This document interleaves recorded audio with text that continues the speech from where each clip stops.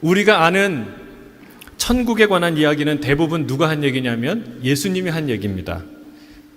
적어도 성경에서 천국에 대해 예수님보다 더 많이 언급한 사람은 없습니다.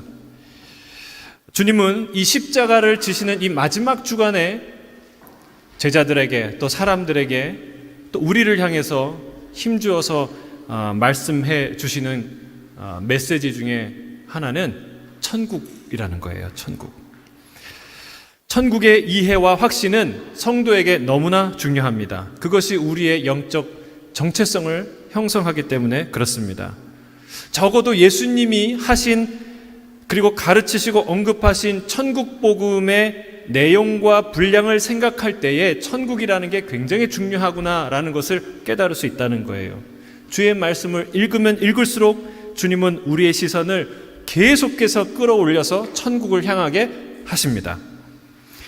천국을 알지 못하는 사람, 천국을 꿈꾸지 않는 사람, 그리고 천국을 기대하지 않는 사람은 마치 조국의 독립을 꿈꾸지 않는 독립운동가와 같습니다. 독립운동을 하는데 독립운동을 꿈꾸지 않아요. 그건 직업인이죠. 또한 엄청난 유산을 물려받았으나 그러나 그 사실을 전혀 모르고 가난하게 사는 한 사람과 같습니다.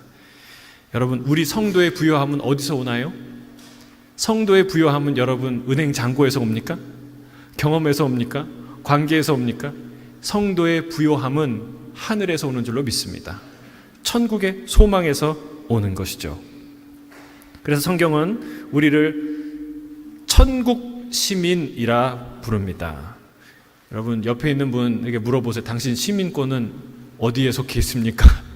여러분, 당신은 어느 나라 시민입니까? 물어보세요. 첫 번째로 우리가 뭐라고 대답해야 돼요? 나는 천국 시민입니다. 얘기해 주세요. 자, 한 분이 물어보시고 한 분 대답해 주세요. 자, 당신은 어디 시민이십니까?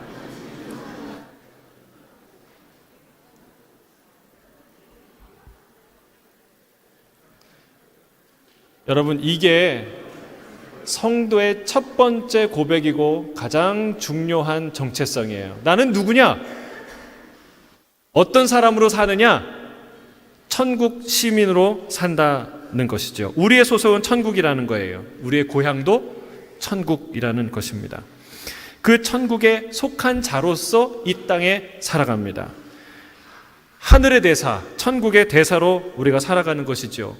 여러분, 만약에 영국에서 온 대사가 하나 있다고 생각해 봅시다. 어디에 속해 있는 건가요? 호주가 아니라 호주에 살지만 영국에 속한 사람이죠. 영국 사람입니다. 그가 영국을 사랑하면 사랑할수록, 영국을 잊지 않고 꼭 돌아가리라 기억하고 다짐할수록 그는 이 호주에서 영국 대사로서의 책임을 가장 충실하게 잘 수행할 수 있게 됩니다. 이것이 이 땅을 살아가는 성도의 모습이라는 거예요. 안타까운 것은 천국을 꿈꾸는 자들을 혹자는 내세적 신앙관을 갖고 있는 사람들이다 라고 비판하곤 합니다. 우리 스스로도 그런 생각을 할 때가 있어요. 천국은 천국인데 이 땅이 중요하지. 맞아요. 이 땅이 중요하지 않다고 얘기하는 게 아닙니다.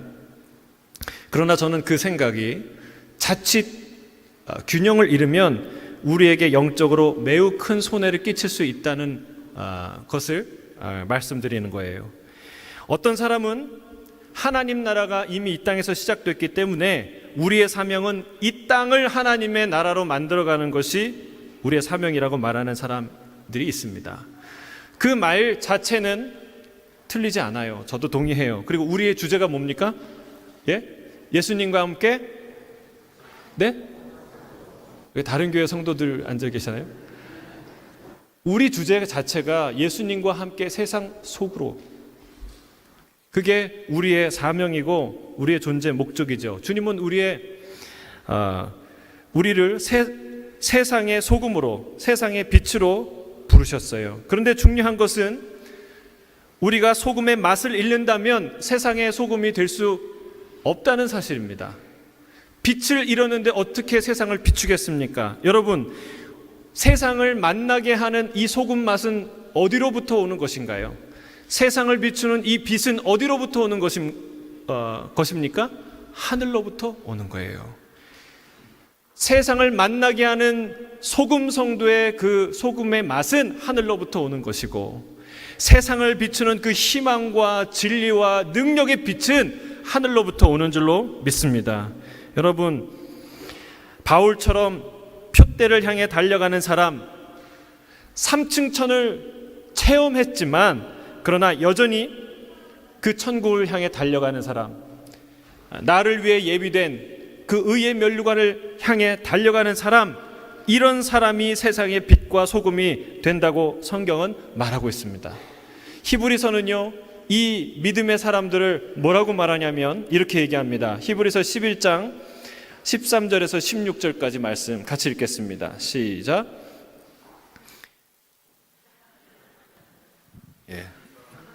시작. 이 사람들은 다 믿음을 따라 죽었으며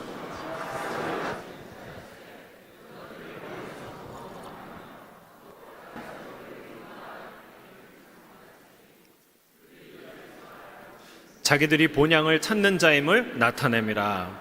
그들이 나온 바 본향을 생각하였더라면 돌아갈 기회가 있었으려니와 그들이 이제는 더 나은 본향을 사모하니 곧 하늘에 있는 것이라. 이러므로 하나님이 그들의 하나님이라 일컬음을 받으심을 부끄러워하지 아니하시고 그들을 위하여 한 성을 예비하셨느니라. 위대한 사도행전을 살아간 그 성도들을 뭐라고 규정합니까? 그들은 어떤 사람이라고 얘기합니까? 그들은 본향을 찾는 사람들이다. 자기가 태어난, 자기가 어렸을 때 살았던 그 고향을 얘기하는 게 아니에요. 그 고향이라면 돌아갈 기회가 얼마든지 있었을 것입니다. 그러나 그들이 꿈꾸는 고향은 더 나은 본향이라고 말하고 있어요. 이 땅에 있는 것이 아니라 하늘에 있는 것. 그 열망과 그 믿음 때문에 하나님은 그들의 하나님이라 불리는 것을 부끄러워하지 아니하시고 자랑스럽게 생각하시고 그들을 위해서 한 성을 예비하셨다고 주님이 말씀하세요. 그들은 그 성을 바라보는 믿음을 따라 살았고 마지막에 멀리서 그들을 바라보고 환영하는 천국을 보며 죽었다고 성경은 기록하고 있는 것입니다. 사랑하는 성도 여러분, 우리가 비추는 빛은 하늘로부터 와야 될 줄로 믿습니다. 우리가 내는 소금 맛은 하늘로부터 와야 하는 것입니다. 그래야 세상에 없는, 세상이 맛볼 수 없는 하늘의 맛을, 하늘의 빛을, 놀라운 영광의 빛을 세상에 비출 수가 있는 것이죠.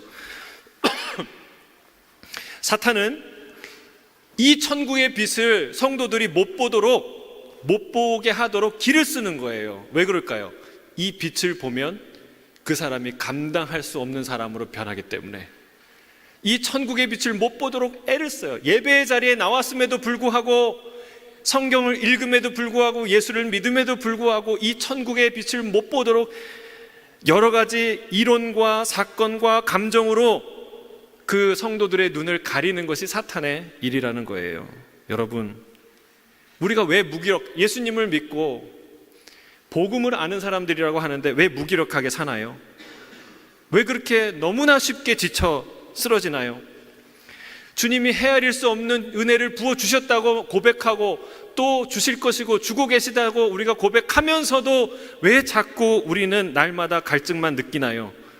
여러분, 진짜 천국을 소유하지 않았기 때문에, 진짜 천국을 갈망하지 않기 때문에, 그걸 붙들지 않기 때문에, 그 영광을 바라보지 않기 때문에 일어나는 현상이라는 사실입니다.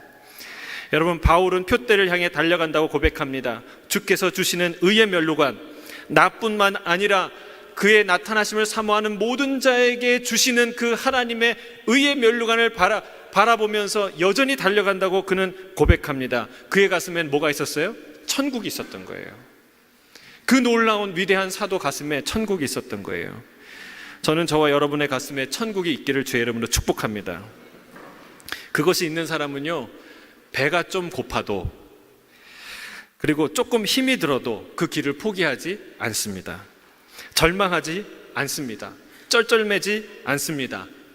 통장에 1,000만 불이 있는데 버스비가 없다고 쫄겠습니까? 낙심하겠습니까? 통장에 1,000만 불이 있는데?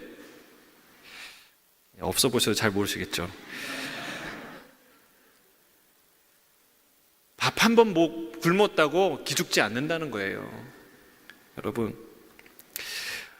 지금 주님은 마치 개처럼 땅만 보고 땅에 떨어진 그 음식물만 보고 그 어떤 것을 찾아 헤매는 육신적인 존재들을 향해서 땅의 영광만을 움켜쥐려고 안달이 난 저들을 향해서 저 천국을 향하여 눈을 들게 하시는 거예요. 저는 주의 이름을 축복합니다. 이 예수님의 말씀을 통해서 천국의 눈을 뜨게 되길, 그리고 천국을 사모하시는 모든 분들은 그 천국을 더욱 선명하고 분명하게 붙들기를 주의 이름으로 축복합니다. 오늘 본문 1절에서 6절까지를 함께 읽도록 하겠습니다.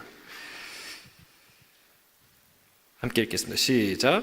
예수께서 다시 비유로 대답하여 이르시되 천국은 마치 자기 아들을 위하여 혼인잔치를 베푼 어떤 임금과 같으니 그 종들을 보내어 그 청한 사람들을 혼인잔치에 오라 하였더니 오기를 싫어하거늘 다시 다른 종들을 보내며 이르되 청한 사람들에게 이르기를 내가 오찬을 준비하되 나의 소와 살찐 짐승을 잡고 모든 것을 갖추었으니 혼인잔치에 오소서 하라 하였더니 그들이 돌아보지도 않고 한 사람은 자기 밭으로 한 사람은 자기 사업하러 가고 그 남은 자들은 종들을 잡아 모욕하고 죽이니.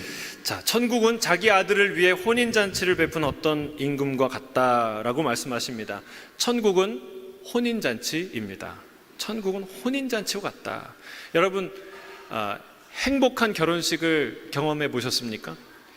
한번 상상해 보세요. 행복한 결혼식과 피로연, 그리고 여러분이 참석했던 가장 행복한 그 결혼식과 피로연을 생각해 보세요. 떠올려 보세요. 그 기쁨과 환희를 무한히 확대해 보세요. 그리고 여러분이 경험했던 그 아름다운 결혼식의 데코, 음식, 그 여러 가지 환경 조건을 무한히 업그레이드 한번 해보세요. 상상이 되십니까? 여러분, 그 분위기가 천국이라는 거예요. 그 분위기가 천국이에요. 결혼식 안 해보셨나요? 결혼식. 천국은 혼인잔치예요. 노래가 있고 춤이 있고 깔깔거리고 박수를 치고 즐겁고 그냥 앉아만 있어도 행복한, 그게 천국이라는 거예요. 왕은 이 잔치에 사람들을 초청합니다. 왕의 아들의 결혼식이 그냥 어느 날 갑자기 자 내일 결혼식 합니다 그리고 오늘 초청할까요? 아니죠. 이미 다 공고되고 알려졌을 거예요. 그리고 다 초청하는 사람들에게는 초청장이 갔을 거예요. 이제 종을 보냈다는 것은요, 정중히 종을 보내서 그 사람을 픽업하는 거예요. 데려오는 거예요, 왕이. 사람을 보냈어요. 그런데 기가 막힌 일이 생깁니다. 청함을 받은 사람들이 왕의 초대에, 왕의 잔치에 가기 싫다고 말하는 거예요. 안 가겠다. 이해하기 힘든 일이죠. 왕은 선한 왕이 분명합니다. 왜냐하면 거기서 어떤 행동을 취하지 않고요, 다시 한번 종을 보냅니다. 그리고 더 정중하게 그들을 초대해요. 내가 이것도 고기도 잡고 어마어마하게 잘 준비했는데 꼭 오라고 다시 한번 종들을 보내서 정중하게 요청을 하죠. 그런데 어떤 일이 일어납니까? 이번에는 더 사태가 심각해집니다. 이번에는 그들이 왕의 종들을 능멸합니다. 어떤 이는요, 돌아보지도 않고 자기 밭으로 가버리고, 어떤 이들은 자기 비즈니스 바쁘다고 그냥 나가버리고, 어떤 사람들은 왕이 보낸 종들을 잡아서 모욕하고 죽여버립니다. 여러분, 이 첫 번째로 초대된 사람들은 누구를 빗대어 예수님이 하신 말씀일까요? 그렇습니다. 대제사장, 서기관들, 바리새인들, 그리고 장로들, 이스라엘 장로들, 이런 사람들을 향하여 하신 말씀이죠. 저들은 제일 먼저 하나님의 초대장을, 천국의 초대장을 받은 사람들이었어요. 하나님께서 가장 정중하게 그들을 초대했던 것이죠. 그러나 어떻게 됐습니까? 첫 번째 사람은 돌아보지도 않고 자기 밭으로 갑니다. 얼마나 무례해요. 얼마나 무례해요. 말도 안 하고요, 본척 만척하지, 그냥 이렇게 싹 얼굴을 외면하고 가버리는 거예요. 나 바쁘다고. 두 번째 사람은요, 자기 사업을 하러 떠납니다. 왕자의 결혼식은 내 알 바 아니다 라고 말하는 것이죠. 세 번째 사람은 아예 이 종들을 잡아서 해코지를 합니다. 내가 가기 싫다고 했지? 왜 또 왔어? 그 사람들을 붙들어다가 때리고 욕하고 죽이는 일을 자행합니다. 자, 여러분이 만일 왕이라면 어떤 생각을 할까요? 어떻게 생각하시겠어요? 아, 저 사람들이 나를 좀 싫어하는구나, 이 정도 생각하시겠습니까? 여러분이 왕이에요. 왕. 예? 왕인데 신하들을 불렀는데 안 온다는 거예요. 백성들을 불렀는데 왕의 명령에 초대에 응하지 않는다는 거예요. 그리고 왕이 보낸 사신들을 다 죽여버려요. 어떤 생각을 하실까요, 여러분이? 아, 그냥 속 좋게, 야, 저 사람 나 싫어하나 보다, 바쁜 게 있나 보다, 이렇게 생각하시겠습니까? 왕은 이런 생각을 할 거예요. 반역이구나, 반역이구나. 여러분, 왕국에서 왕의 아들의 혼인잔치에 초대됐는데 그걸 거부하는 것은, 그들의 종을 잡아서 능욕하고 죽이는 것은 단순한 일이 아닙니다. 단순한 거부가 아닙니다. 반역으로 해석될 수 있고 실제로 반역을 모의하지 않고서는 감행할 수 없는 행동이 그런 행동이죠. 실제로 왕은요, 군대를 보내서 그들을 응징합니다. 오늘 본문 7절이에요. 같이 읽겠습니다. 7절 시작. 임금이 노하여 군대를 보내어 그 살인한 자들을 진멸하고 그 동네를 불사르고. 이 오늘과 같은 비슷한 얘기를 누가복음에서도 전하는데, 거기는 왕의 혼인잔치가 아니라 어떤 사람의 큰 잔치라고 나와요. 그냥 어떤 사람이 큰 잔치를 베풀었어요. 청함받은 사람들이 모두 다 리젝트하고 안 가고 거부하는 것은 두 비유가 다 동일해요. 거기는 보면 첫째 사람이 뭐라고 얘기하냐면, 나는 최근에 밭을 샀기 때문에 나가서 일해야 된다 하고 나가버려요. 둘째 사람은요, 나는 소 5마리를 샀는데 나가서 꼭 시험해 봐야 되겠어, 그래서 못 가, 그리고 가버려요. 세 번째 사람은 나는 지금 방금 결혼을 했기 때문에 바빠서 못 간다 얘기를 하는 거예요. 다 안 간다고 얘기하는 것이죠. 그래서 주인은 할 수 없이 종을 길거리에 보내서 누구를 데려오냐면 가난한 사람들, 몸 불편한 사람들, 행인, 저는 자들을 다 데리고 오라고 얘기합니다. 이 얘기가 누가복음의 얘기예요. 오늘 마태복음의 얘기와 거의 비슷합니다. 그런데 오늘 마태복음과 누가복음이 다른 지점이 있습니다. 이 마태복음에서 강조하는 부분이 있어요. 그것은 뭘까요? 왕의 그 잔치에 초대한 주체가 어떤 사람이 아니라 왕이었다는 거예요. 왕. 그 초대의 격이 격상되는 거예요. 그냥 일반 한 동네 이웃이 초청한 게 아니라는 거예요. 한 유명한 사람이 초청한 게 아니라는 거예요. 왕이 초청했다는 사실이에요. 그 초대의 영광스러움을 강조해서 말하고 있습니다. 또한 저들은 왕이 보낸 종들을 능멸하고 죽이기까지 하죠. 이 그저 한 비유로서는 누가복음의 이야기가 더 듣기가 좋아요. 마태복음의 이야기는 좀 긴장감이 많이 형성되는 요소들을 갖고 있어요. 불편하게 들릴 수 있어요. 끝내 왕이 그들을 진멸하지 않습니까?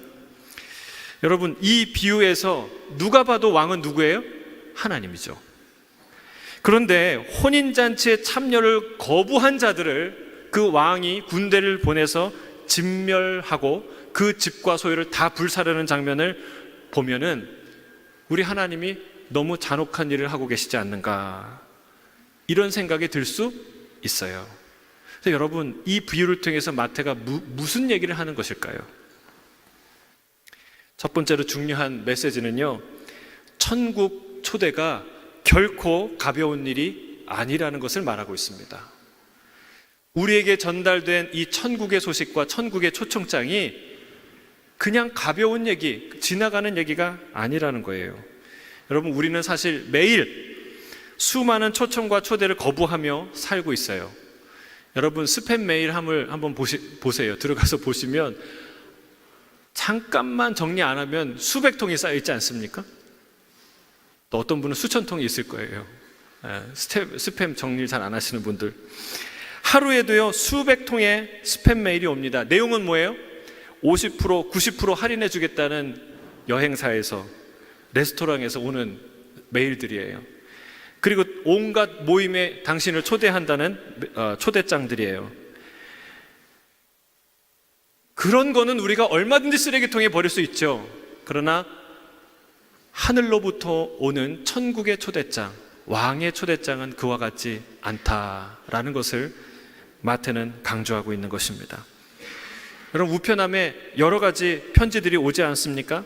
대부분 다 쓰레기통에 버리는 우편들이 많아요. 그러나 그 중에 결코 쓰레기통엔 버려서는 안 되는 중요한 편지가 덜어 있어요. 그게 바로 오늘 우리에게 전달된 천국의 초대장이다라는 거예요. 그건 왕의 초대이기 때문에 그렇다는 거예요. 누가와 마태의 강조점이 좀 다른데, 누가는 사람들이 저 천국의 초대, 하나님의 그 초대보다는 이 땅에서 하는 경험, 내가 가진 소유, 나의 일, 그리고 자신의 기업, 나의 가정, 그것을 훨씬 더 소중히 여겼기 때문에 그거를 거부하는 그 부분을 강조하죠. 자신의 일상의 기쁨이나 분주함에 빠져서 천국의 초대를 관심을 보이지 않는 모습을 그려내고 있는 것이 누가예요. 그러나 마태는요, 천국의 초대가 왕의 초대임을 상기시킵니다. 잔치의 비중을, 초대의 비중을 격상시키죠. 그 초청장이 스팸 메일이나 싸구려 홍보물처럼 여길 만한 것이 아니라는 거예요. 동시에 무엇을 말하냐면 그들의 거절이 무엇을 의미하는지를 선명하게 보여주고 있다는 거예요. 그 왕의 초대장을 찢어버렸을 때, 휴지통에 버렸을 때 내 인생에 어떤 일이 일어나는지에 대한 이야기를 하고 있다는 거예요. 그들은 좋은 기회를 놓치는 것이 아니라, 좋은 기회를 놓쳤을 뿐만이 아니라 끔찍한 재앙을 선택하는 일을 하고 만다라는 사실을 보여주는 거예요. 누가는 그 저들의 천국에 대한 무관심과 냉담함을 표현한 것이라면, 마태는 저들의 용서받을 수 없는 무례와 반역을 강조하고 있다는 사실입니다. 사실 이 두 가지가 천국에 대한, 하나님의 초대장에 대한, 하나님의 이 초대에 대한 우리의 태도를 다 나타내고 있죠. 그러나 천국의 초대에 관하여서 이 마태가 오늘 강조하는 부분을 우리가 이해하지 않거나 심각하게 받아들이지 않는다면 천국에 대해서 매우 잘못된 생각을 우리가 갖게 된다는 사실입니다. 여러분, 만약에 호주 이민성에서 레터가 하나 왔어요. 여러분의 신분에 아주 유의미한 중대한 변화를 줄 수 있는 레터예요. 그러면 그 편지를 여러분 어떻게 하겠습니까? 그냥 버리시겠습니까? 그건 굉장히 중요하게 여기겠죠. 그 편지를 읽고 또 읽고 꼼꼼히 생각하겠죠. 어떤 일이 일어날 것인가. 근데 그 편지함을 내가 보는 게 아니고 우리 아이가 그 편지함을 봤어요. 어린 아이가. 그 편지가 어떤 의미인지 모르는 아이가 편지함에서 우편물을 가져오다가 쓸데없는 걸 자기가 정리한다고 그 편지를 버린 거예요. 여러분, 아이는 그렇게 할 수 있다는 거예요. 아이에게는 뭐가 중요해요? 글자만 가득 있는 편지가 아니라 울긋불긋 그림과 이미지와 만화가 있는 그런 전단지가 더 중요하게 생각하겠죠. 아이들 입장에서는. 버리는 거예요. 마치 그와 같은 실수를 우리가 할 수 있다는 거예요. 왕의 초대 앞에서 우리가 그런 어처구니 없는 어리석은 실수를, 선택을 할 수 있다는 이야기를 마태복음의 이 비유가 말하고 있다는 사실입니다. 여러분, 이 비유는요, 저들의 거부가 반역을 의미한다는 것을 가르쳐주고 있습니다. 실제 현실에서는요, 왕이 초대했는데 그 잔치에 안 갔다고 감옥에 가나요? 처형이 되나요? 그러지 않을 것 같아요. 만약에 북한이라는 절대 권력을 가진 사람이 전횡하는 사회가 아니라면, 그런 사회가 아니라면 왕이 초대해도 사정상 몸이 아파서 못 갈 수도 있고 중요한 일이 있어서 못 갈 수도 있죠. 그러나 여러분, 그렇다고 사람을 잡아다가 죽이거나 그 소유를 불태우지 않겠죠. 그러나 어디까지나 이것은 비유죠. 이 비유에서 말하는 것은 천국의 초대장을 거부하는 자들은 실은 그들은 반역을 꿈꾸고 있고 그들의 반역 때문에 그것을 거부하였다는 사실을 말하고 있는 거예요. 저들은 왕의 종들을 능멸하고 잡아서 죽이죠. 극도의 혐오나 적대감을 갖지 않고서는 불가능한 일이라는 거예요. 천국을 거부하는 사람들을 여러분 밖에 가서 보세요. 그분들 안에 얘기를 잘 들어보면 뭐가 있습니까? 논리적으로 얘기하는 것 같은데, 이런저런 이유를 다 얘기하는 것 같은데 그 마음속에 뭐가 있나요? 하나님을 향한 극도의 혐오나 적대감이 있는 것을 발견하게 된다는 것입니다. 여러분, 안 믿는 사람들도 천국 가고 싶다고 얘기하지 않습니까? 근데 그들이 말하는 그 천국은 어떤 천국인가요? 우리가 말하는 성경에 나오는 그 하나님이 지으시고 다스리는 천국이 아니라 그냥 막연히 좋은 곳, 영원히 행복하게 살 수 있는 그 어떤 곳, 그런 개념을 천국이라고 말하는 거예요. 성경이 말하고 있는 우리를 위해 예수 그리스도를 보내신 그 놀라우신 은혜의 하나님이 통치하시는 천국을 의미하는 게 아니죠. 그런데 안타깝게도 그런 막연한 낙원은, 영원히 살기 좋은 곳이라는 그 어떤 낙원은 존재하지 않는다는 거예요. 성경이 말하고 있는 하나님이 통치하시는 바로 그 천국 외에는 여러분, 세상에 그런 낙원은 존재하지 않는다는 것이죠. 그래서 그 없는 것을 있다고 믿는 사람들, 존재하지 않는 것을 끝까지 바라고 소망하는 자들의 최후는 어떤 것이냐에 대한 심각성을 이 마태복음은 말하고 있습니다. 왕의 군대에 진멸되며 집과 소유가 다 불에 소멸되는 것이죠. 이것은 뭘 의미하는 것입니까? 심판을 의미하는 거예요. 이 왕의 초대에 반응하지 않는 자들의 최후의 모습, 헛된 낙원, 헛된 꿈과 헛된 이념과 헛된 개념을 붙드는 자들의 최후의 실제의 미래는 무엇인가? 하나님의 심판이라는 말을 하고 있는 것이죠. 실제로 수많은 예언자들을 죽이고 그리고 하나님의 종들을 거부했던 예루살렘이 어떻게 되었습니까? AD 70년에 예수님의 예언대로 돌 위에 돌 하나가 남지 않을 정도로 철저하게 로마로부터 짓밟힘을 당하고 불태움을 당하게 됩니다. 이것이 왕의 초대, 천국의 초대장을 거부한 자들의 최후, 있지도 않은 헛된 미래를 꿈꾸는 자들의 최후라고 주님은 말씀하는 거예요.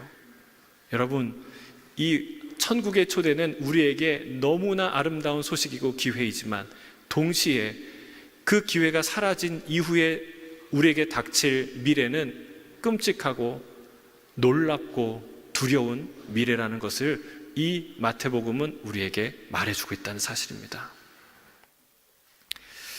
근데 이 비유는요, 참 재미있고 흥미로운 게 여러 번의 반전이 있어요. 또 한 번에 다시 반전이 일어나는데 어떤 반전입니까? 처음에는 왕의 잔치, 어마어마한 영광스러운 잔치에 초대되는 그 영광을 보여주는데 그 왕의 정중함과 그 영광을 단호하게 거부하는 그 어떤 사람들의 무례함을 보여주고, 또 한 번 하나님이 그들에게 다시 그들을 초대하는 그 따뜻한 사랑을 또 보여주면서 다음에 또 그들이 멸망되는, 그러니까 천국과 지옥을 왔다 갔다 냉탕과 온탕을 왔다 갔다 해요. 다시 한번 놀라운 반전이 일어나는데 그들을 진멸하고 나서 어떤 일이 일어납니까? 왕이 사람들을 다시 한번 초대하는데 그때는 모든 사람을 초대합니다.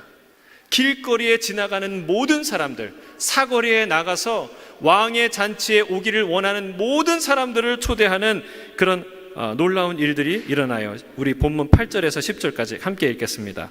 8절에서 10절이에요. 시작. 이에 종들에게 이르되 혼인잔치는 준비되었으나 정한 사람들은 합당하지 아니하니 내거리 길에 가서 사람을 만나는 대로 혼인잔치에 청하여 오라 한대 종들이 길에 나가 악한 자나 선한 자나 만나는 대로 모두 데려오니 혼인잔치에 손님들이 가득한지라. 누가복음의 말대로 가난한 사람들, 몸이 불편한 사람들, 맹인들, 저는 사람들 다 오게 합니다. 여러분, 그리고 마태복음은 어떤 부류의 사람을 얘기합니까? 선한 자나 악한 자나. 우리 교회는 천국 갈 후보생들이 다 여기 앉아 있잖아요. 그렇죠? 주님 안에서 천국을 선물로 받은 사람들이 앉아 있잖아요. 근데 이 사람들이요, 가난한 사람도 있고 저는 사람도 있고 맹인도 있고 선한 사람도 있고 또 악한 사람도 있다는 거예요. 여러분, 이게 복음이에요. 이게. 여러분, 착한 사람들만 골라서 천국에 가는 것, 이게 천편일률적인 세상의 복음이에요. 이슬람의 복음이고 다른 종교들의 복음이에요. 그러나 이 왕의 복음, 이 성경의 복음, 예수님의 복음은 어떤 거예요? 저는 자나 병든 자나 맹인이나 가난한 사람이나 부한 사람이나 선한 사람이나 악한 사람일지라도 그 초대에 응한 모든 사람이 다 구원을 얻는 그런 구원이에요. 할렐루야. 여러분, 이런 복음은 세상에 없다는 거예요. 그래서 여러분, 천국을 상상하려면 우리의 기준과 우리의 상식을 버려야 천국을 제대로 상상할 수 있고 꿈꿀 수 있다는 겁니다.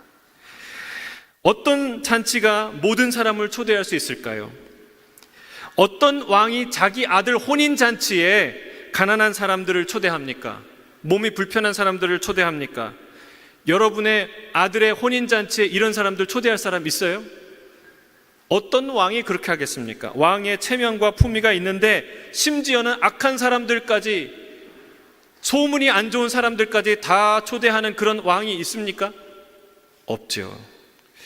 여러분, 세상에는 있을 수도 없는 일이고 상식의 세상에는 벌어질 수 없는 일이 바로 오늘 이 놀라운 왕의 초대라는 거예요.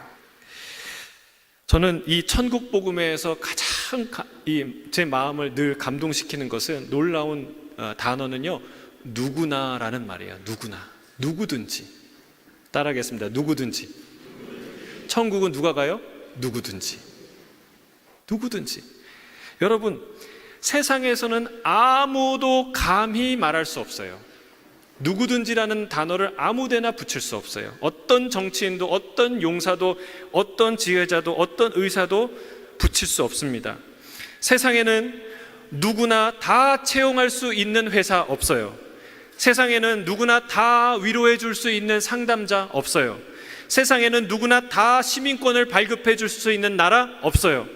세상에는 누구나 다 먹여줄 수 있는 재벌 없어요. 세상에는 누구나 다 낫게 해줄 의사 없어요. 세상에는 누구나 다 사랑해 줄 수 있는 연인 없습니다. 세상에는 없어요. 그게 세상입니다. 그러나 오늘 선포된 이 말씀은, 천국은 누구나 누구든지 원하기만 하면 다 받아주시는 그런 놀라운 왕이 계시고, 그리고 그들을 다 수용할 수 있는 공간이 바로 천국이라고 말하고 있습니다. 할렐루야. 아멘. 예수님이 그랬잖아요. 제자들한테, 우리 아버지 집은 거할 곳이 많도다. 여러분, 하나님의 나라는 어마어마한 곳이에요. 성경은 이렇게 말하고 있습니다. 로마서 10장 13절 함께 읽겠습니다. 시작. 누구든지 주의 이름을 부르는 자는 구원을 받으리라. 할렐루야. 누구든지 주의 이름을 부르는 자, 예수 그리스도의 이름을 의지하는 자는 다 구원을 받게 될 줄로 믿습니다. 다 하나님의 놀라운 영광에 이르게 될 줄로 믿습니다. 근데 오늘 본문에는요, 근데 또 하나의 반전이 등장해요. 그 반전은 뭐냐면 그 잔치에 갔던 사람 중에 쫓겨나는 사람들이 있다는 거예요. 참, 이 비유는요, 읽을수록 재미있어요. 반전에 반전을 거듭하는 이야기들이에요. 자, 11절부터 14절 같이 읽겠습니다. 시작. 임금이 손님들을 보러 들어올새 거기서 예복을 입지 않은 한 사람을 보고 이르되 춘구여 어찌하여 예복을 입지 않고 여기 들어왔느냐 하니 그가 아무 말도 못하거늘 임금이 사원들에게 말하되 그 손발을 묶어 바깥 어두운 데에 내어 던지라 거기서 슬피 울며 이를 갈게 되리라 하니라. 청함을 받은 자는 많되 택함을 입은 자는 적으니라. 누구나 다 참여할 수 있다고 했는데 거기서 쫓겨나는 사람이 있다는 게 말이 됩니까? 이상하죠. 그런데 여기서 가르쳐주는 아주 중요한 메시지가 있어요. 누가 쫓겨났습니까? 예복을 입지 않은 사람이에요. 예복을 입지 않은 사람. 사실 아무리 가난해도 친척 결혼식만 참가해도 그냥 못 갑니다. 자기가 입는 옷 중에 제일 좋은 옷을 입고 가고, 만약에 격에 맞는 옷이 없으면 하루 빌려서라도 입고 가죠. 그게 인간지사 그 행동이죠. 그런데 만왕의 왕께서 왕실에 초대되었어요. 귀족들만 가는 그 자리에 내가 초대됐어요. 여러분, 그 자리에 평상복으로 갈 수 있을까요? 못 가요. 그 자리에 그 예복을 입지 않고 가는 사람은 진짜 이상한 사람이에요. 뭔가 좀 이상한 사람이에요. 쫓겨나기에 합당한 사람이에요. 여러분, 이 예복은요, 예수 그리스도의 보혈을 의미합니다. 예수 그리스도의 피. 로마서에서, 조금 아까 읽은 로마서에서 뭐라고 얘기해요? 누구든지 주의 이름을 부르는 자는 구원을 얻으리라. 누구든지 구원을 얻어요. 근데 그냥 누구든지가 아니에요. 어떤 누구든지예요? 주의 이름을 부르는 누구든지예요. 오늘도 마찬가지예요. 이 얘기, 누구든지 올 수 있어요. 누구든지 왕의 초대에 올 수 있어요. 그러나 예복을 입은 누구든지예요. 여러분, 누구든지 천국을 갈 수 있어요. 누구든지 왕의 초대에 응할 수 있어요. 어떤 누구입니까? 예수 그리스도의 보혈로 정결함을 입은 사람, 그 사람은 누구든지 천국에 가게 되는 줄로 믿습니다. 여러분, 이것은 혈통으로나 신분으로나 다른 어떤 조건에서 나오는 것이 아닙니다.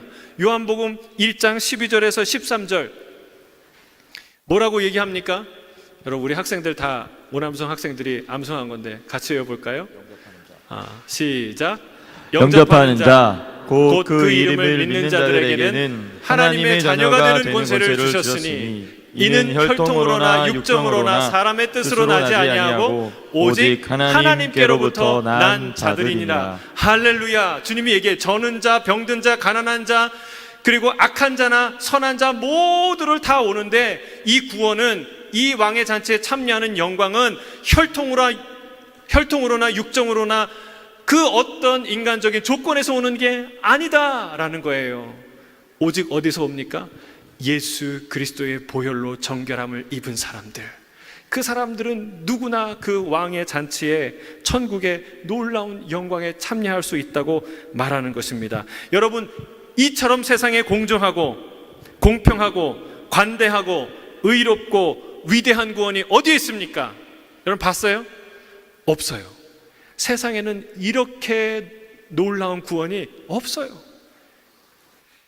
요한계시록 19장에는 어린 양의 혼인잔치를 묘사하고 보여주는데, 거기에 천사가 나타나서 이런 얘기를 합니다. 요한에게 어린 양의 혼인잔치에 청함을 받은 자들은 복이 있도다, 이것을 기록하라는 거예요. 따라해 볼까요? 시작. 어린 양의 혼인잔치에 청함을 받은 자들은 복이 있도다. 할렐루야. 여러분, 왕의 잔치에 초대받은 사람은 복이 있는 사람이에요. 여러분은 복이 있는 사람이 없는 사람이요? 여러분, 100년 전에 한국에 태어났어도 여러분 이 초대를 못 받을 가능성이 99.9%예요. 지금 이 시대에 여러분이 한국이나 이 시드니가 아닌 다른 가정과 다른 나라에 태어났으면 또 여러분이 이 초대를 못 받을 가능성이 99.9%예요. 여러분, 천국의 혼인자체에 초대받은 사람들이 얼마나 복이 있는가, 그걸 기록하라는 거예요. 여러분, 그걸 기억하시길 바랍니다. 이 천국을 소유한 자들의 기쁨과 담대함과 즐거움과 소망이 세상에 빛을 비추고 세상에 맛을 내는 성도들의 능력인 줄로 믿습니다. 기도하겠습니다.